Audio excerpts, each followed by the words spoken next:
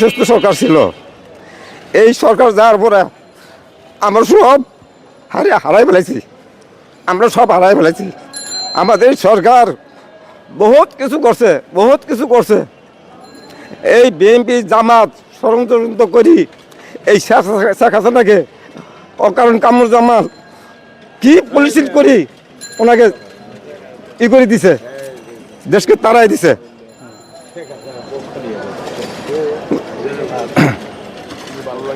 আমার এই বাংলাদেশ আবার শেখ হাসিনাকে আমরা ফিরে চাই। এই শেখ হাসিনা জীবন না আসছে এই দেশ কোনো শান্তি আসবে না, অস্থিরকল শান্তি। সেক্ষেত্রে আসলে বর্তমান যে সময় আমরা দেখতে পাচ্ছি একজন সাধারণ নাগরিক হিসেবে আসলে আমরা কিরকম আছি? আমরা খুব অশান্তিতে আছি। ছিনতাই, ডাকাতি, কোবাকুবি অনেক কিছু আসলে অশান্তির মধ্যে আছি। আমরা তো দেখতে পাচ্ছি এখন আসলে সেক্ষেত্রে আসলে যে বর্তমানে যে একটা ঘটনা ঘটছে শিশু দর্শন, সেই বিষয়টা আসলে কি মনে হয়? সেই বিষয় আরো বেশি জঘন্য কাজ করছে। খালি একে না হাজারে করতেছে দর্শনের কাজ। এটা কিভাবে মৃত্যু হবো?